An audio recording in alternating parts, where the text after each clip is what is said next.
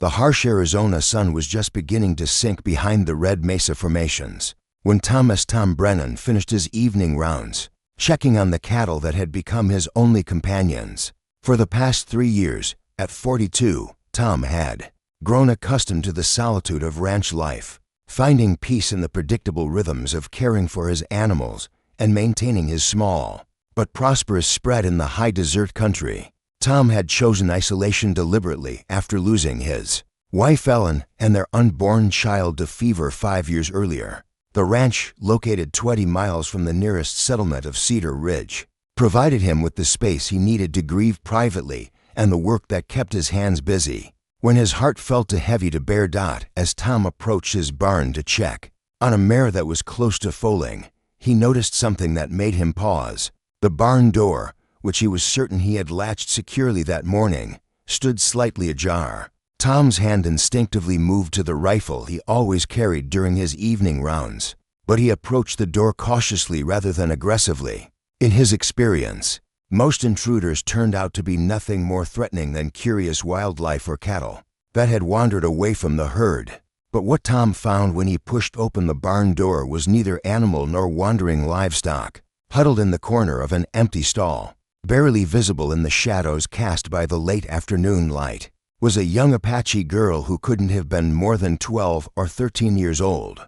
She was painfully thin, her traditional dress torn and stained, her long black hair matted with dust and debris. But it was her eyes that struck Tom most forcefully, large, dark, and filled with a wariness that spoke of terrible experiences and the kind of hunger that went beyond physical need. The girl had clearly been in the barn for some time, having made a small nest of sorts from old horse blankets and straw. Beside her lay the remains of what appeared to be stolen food, a few pieces of jerky and some dried corn that Tom recognized as supplies from his own storehouse. For a long moment, Tom and the girl simply stared at each other, each trying to assess the threat the other might represent.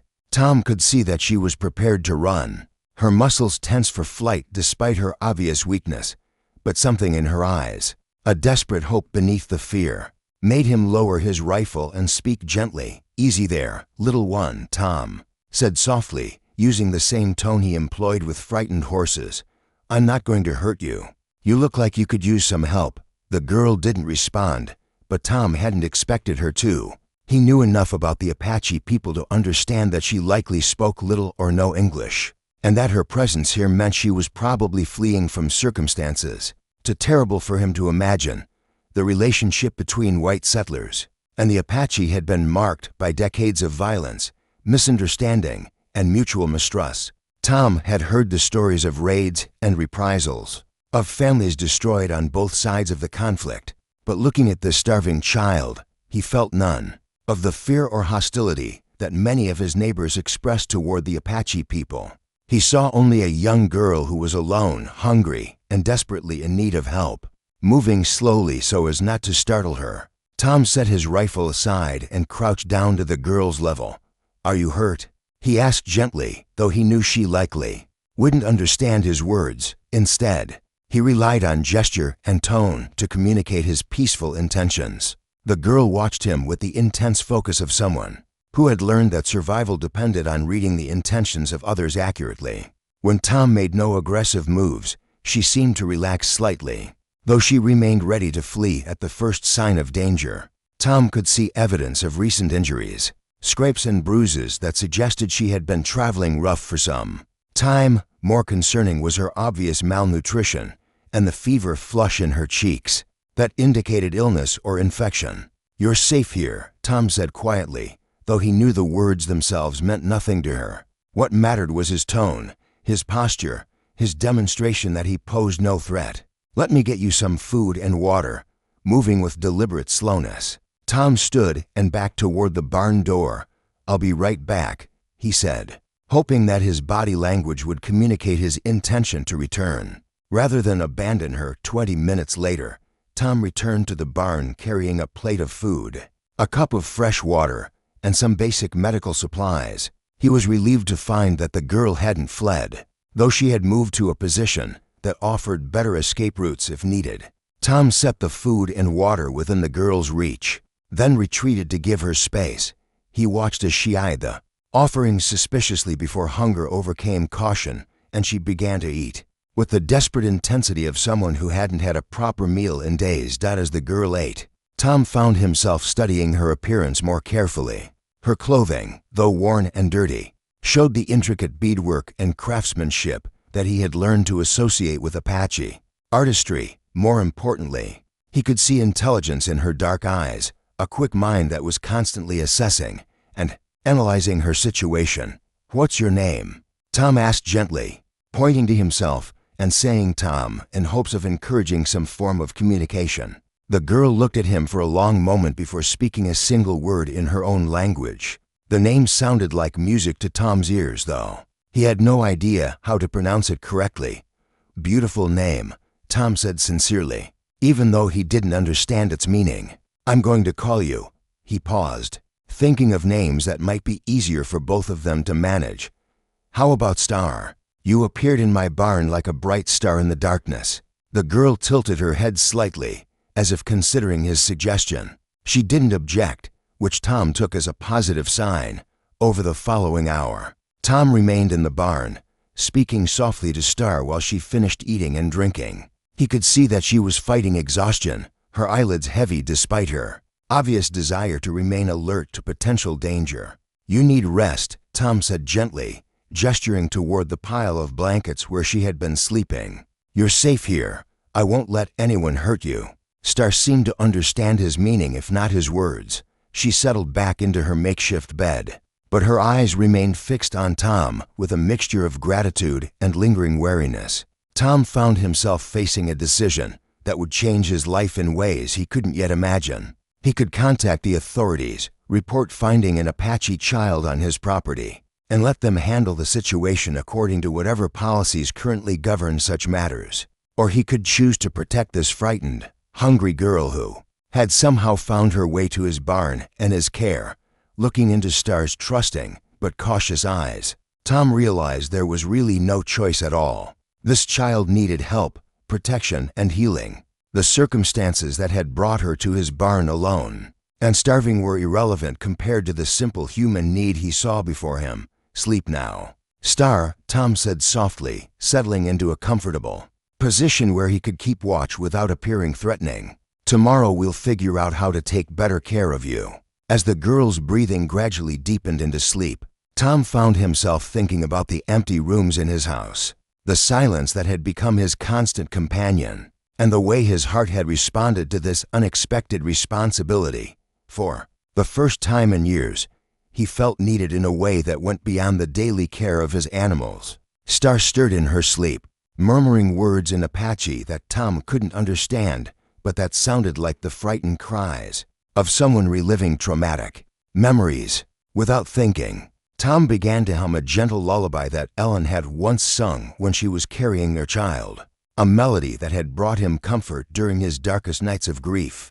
The soft humming seemed to calm Star's troubled sleep, and Tom realized that perhaps this unexpected encounter was exactly what both of them needed: a chance to heal, to care for someone again, and to discover that family could be found in the most unlikely circumstances. As he sat in the barn keeping watch over this vulnerable child, who had somehow found her way to his care, Tom Brennan began to understand that some responsibilities choose us rather than the other way round. Star hadn't just wandered into his barn looking for food and shelter. She had wandered into his life looking for something much more precious, a place to belong. And Tom was beginning to realize that he had been looking for the same thing, even if he hadn't known it until now. What a powerful moment of connection across cultural differences. Tom's immediate instinct to protect and care for Star shows us that compassion transcends all boundaries. This is just the beginning of an incredible bond.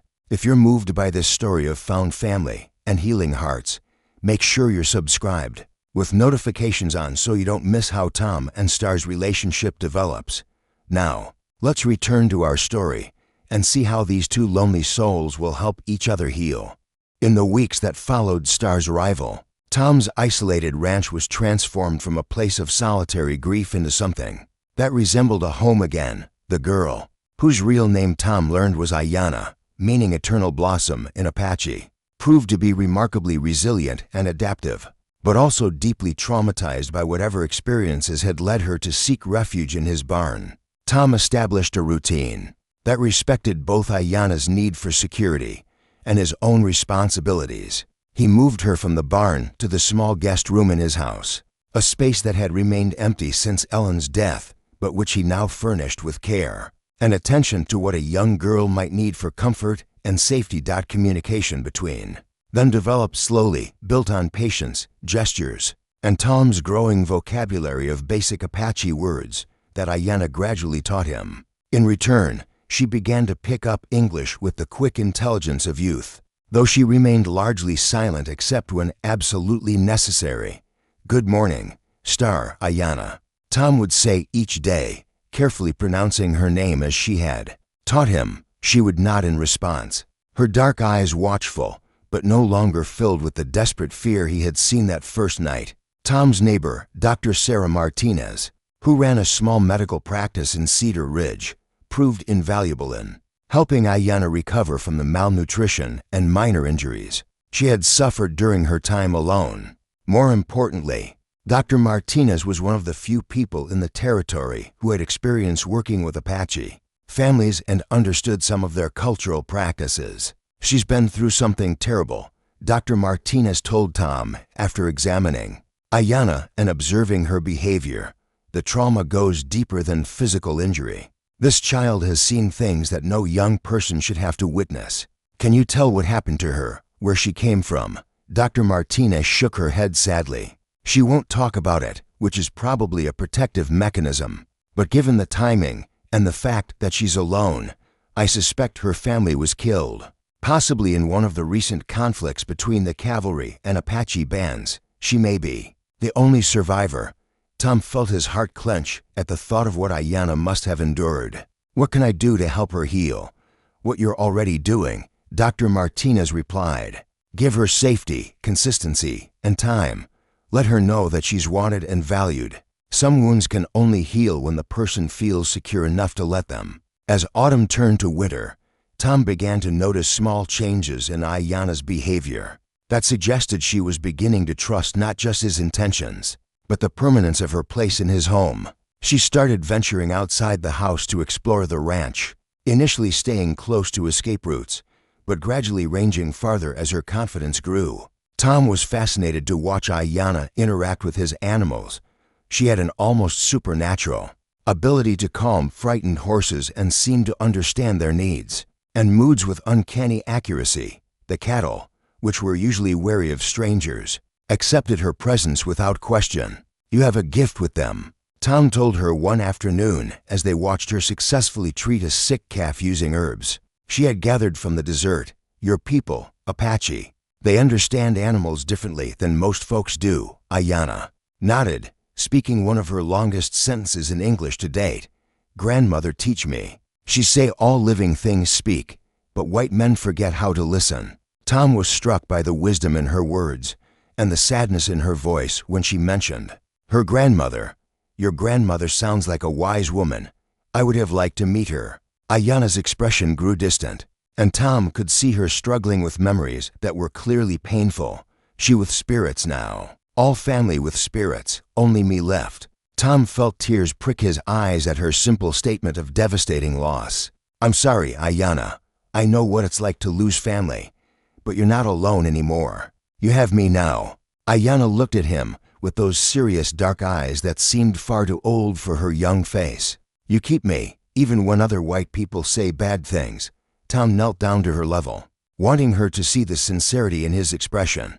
"Aiyana, you are my family now. Nothing anyone says or does will change that. You belong here, with me, for as long as you want to stay." The transformation in Aiyana's face was remarkable. For the first time since he had found her, Tom saw her smile, a real, genuine expression of joy that lit up her entire countenance. "I stay," she said simply. "I help you with ranch. I be good daughter." Tom felt his heart swell with an emotion he hadn't experienced since Ellen's death, the fierce, protective love of a parent for a child. "You're already the best daughter a man could ask for," he said softly. As winter deepened, their relationship continued to evolve and strengthen. Tom began teaching Aiyana to read and write English, while she shared with him the knowledge of desert plants, animal behavior, and survival skills that her grandmother had passed down to her. They learned from each other, creating a unique blend of Apache wisdom and frontier practicality that made their ranch more successful than it had ever been. But their peaceful existence was threatened when word began to spread in Cedar Ridge about Tom's unusual household situation. The presence of an Apache girl living openly with a white rancher was exactly the kind of situation that inflamed tensions and prejudices on both sides of the cultural divide.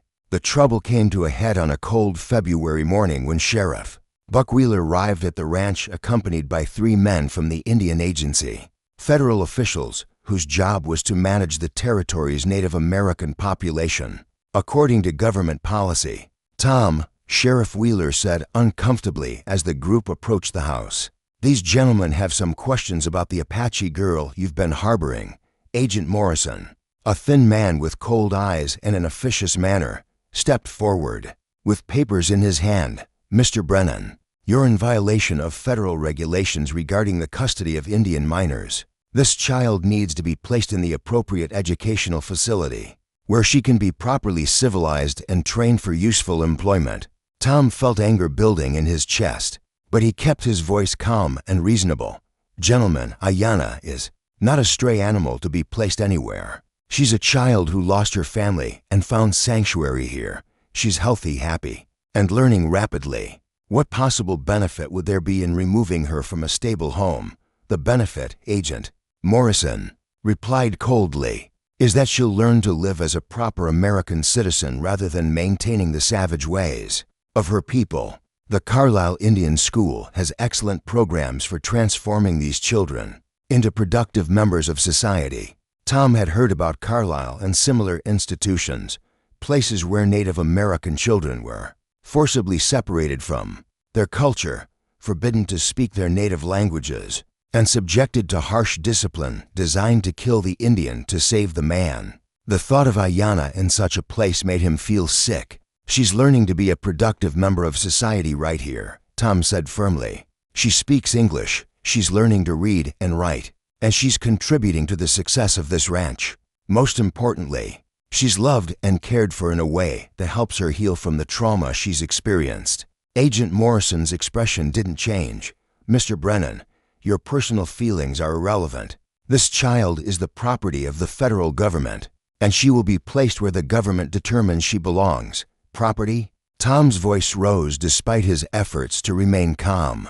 "She's a human being, not property, and she belongs here, with me, where she's safe and wanted." The confrontation might have escalated further, but Aiyana herself appeared in the doorway of the house, having obviously heard the raised voices. She looked at the strangers with the same wariness Tom remembered from their first meeting, but when she saw Tom's protective stance, she moved to stand beside him. "This my home," Aiyana said clearly, her English much improved from their months together. "This my father now. You cannot take me from family." Agent Morrison looked at her with obvious distaste. "Child, this man is not your father, and this is not your family. You belong with your own kind, where you can learn proper behavior and useful skills." Aiyana's eyes flashed with anger, the first real emotion Tom had seen her express towards strangers. "My own kind all dead. White soldiers kill them. This man saved me, give me home, teach me many things. He is good father, better than men who take children from families." The simple dignity and truth in Aiyana's words seemed to affect even Sheriff Wheeler, who had been looking increasingly uncomfortable with the proceedings. "Gentlemen," he said quietly, "the girl seems happy and well cared for. Maybe we should consider whether there's really a problem here that needs solving." But Agent Morrison was not deterred by appeals to compassion or common sense. "Sheriff, you have your orders. The child comes with us today, and Mr. Brennan will be charged with interfering with federal Indian policy if he resists." Tom looked down at Aiyana, seeing the fear creeping back into her eyes, and made a decision that would change both their lives forever. "Then I guess you'll have to arrest me," he said quietly, "because I'm not letting you take my daughter anywhere she doesn't want to go." As the confrontation reached its climax, Tom realized that sometimes family isn't just about blood or legal documents or social conventions. Sometimes family is about the choice to stand up for someone who needs you, regardless of the consequences. And sometimes the most important battles are fought not with weapons, but with love, determination, and the refusal to let bureaucracy triumph over humanity. Aiyana slipped her small hand into his larger one, and Tom felt the strength that comes from knowing you're fighting for something worth any sacrifice. The standoff in Tom's yard might have ended very differently, if not for the unexpected arrival of two additional figures who would change everything. Dr. Sarah Martinez rode up the ranch road with a companion Tom had never seen before, a distinguished-looking Apache man in his 50s wearing a mixture of traditional and contemporary clothing. "Agent Morrison," Dr. Martinez called out as she dismounted, "I'm glad I found you here. There's been a development in this case that you need to know about." Agent Morrison turned with obvious irritation at the interruption. "Dr. Martinez, this is a federal matter that doesn't concern you. Actually, it concerns me very much." Dr. Martinez replied calmly, "Gentlemen, I'd like you to meet Joseph Running Bear, a respected leader among the Mescalero Apache and a man who has been searching for his missing granddaughter for the past 4 months." Tom felt his heart sink as he looked at the Apache man, understanding immediately what this meant. Aiyana wasn't an orphan after all. She had family, blood family, who had been looking for her. The grandfather Tom had never thought to hope for her to have was standing right here. But Aiyana's reaction surprised everyone. Instead of running to her grandfather with joy, she pressed closer to Tom's side. Her hand tightening in his. Joseph Running Bear approached slowly, speaking to Aiyana in Apache with a voice full of love and relief. Tom couldn't understand the words, but he could hear the emotion beneath them. A grandfather's joy at finding his lost granddaughter alive and well. Aiyana responded in Apache, but Tom could see conflict in her expression. She was clearly happy to see her grandfather alive, but also torn between the family she had lost and the family she had found. "What is she saying?" Tom asked Dr. Martinez quietly. "She's telling him about what happened to their band, about her journey here, about how you saved her and cared for her," Dr. Martinez translated. "And now her grandfather is asking her to come home with him to the reservation." Agent Morrison stepped forward with obvious satisfaction. "Well, this resolves the matter nicely. The child can go with her own people to the reservation where she belongs." But Joseph Running Bear surprised everyone by shaking his head. He spoke at length in Apache to Aiyana, then turned to address Tom directly in careful English. "You save my granddaughter's life," Joseph said with grave dignity. "You give her home when she have nothing. You show her kindness when she think all kindness gone from world. This make you family too." Tom felt tears prick his eyes at the old man's words. "Sir, I love Aiyana like she was my own daughter. But I understand that you're her grandfather, her blood family, if she needs to go with you." "Family not just blood," Joseph interrupted gently. "Family is people who choose to love and protect. You choose my granddaughter. She choose you. This make you both family to each other and to me." Agent Morrison stepped forward angrily. "This is highly irregular. The child belongs on the reservation with her own people, under proper supervision." Joseph Running Bear turned to face the agent, and despite his age, there was something formidable in his bearing that made even Morrison take a step back. "My granddaughter tell me about white men who come to take Apache children from families. You are these men. We're federal agents charged with the welfare and education of Indian children." Morrison replied stiffly, "You take children from families who love them and put them in schools that kill their spirits." Joseph said flatly, "My granddaughter has found healing and love here. I will not let you destroy what has been built." Dr. Martinez stepped forward to address the group. "Gentlemen, I've been working with both Apache families and federal agencies for years, and I can tell you that this situation represents the best possible outcome for this child. She's thriving in a stable, loving home while maintaining her cultural connections through her grandfather's presence. Forcing her into an institutional setting would be traumatic and counterproductive." Sheriff Wheeler, who had been growing increasingly uncomfortable with his role in the proceedings, finally Spoke up Agent Morrison. It seems to me that the child has family willing to care for her and grandfather who approves of the arrangement. Maybe the federal government has better things to do than break up happy families. But Morrison was not easily deterred. Sheriff, you don't understand the larger implications. If we allow this kind of arrangement, it sets a precedent that undermines the entire federal Indian policy. These people need structure and supervision, not cuddling. It was Aiyana who ended the debate, speaking with a clarity and strength that surprised everyone present. I have lost everything, she said, her English now clear and confident. My mother, my father, my brothers, my grandmother, all gone. When I think I will die too. This man find me and save me. He give me food, warm place to sleep, teach me new things, love me like his own child. She looked at her grandfather with obvious love, then back at Tom. Now I have grandfather again, and I am happy, but I also have new father who show me that not all white men are bad, that some have good hearts. Why must I choose? Why cannot family be bigger instead of smaller? Joseph Running Bear nodded approvingly at his granddaughter's words. She speaks wisdom, in Apache way. Family grows too. Include all who show love and loyalty. This man earned place in our family by his actions. Dr. Martinez seized the moment to present a solution. What if we formalized an arrangement that satisfies everyone's concerns? Tom could become Aiyana's legal guardian, with her grandfather maintaining his role in her cultural education. She could split her time between the ranch and visits to the reservation, learning both ways of life. Tom looked at Aiyana, seeing hope in her dark eyes.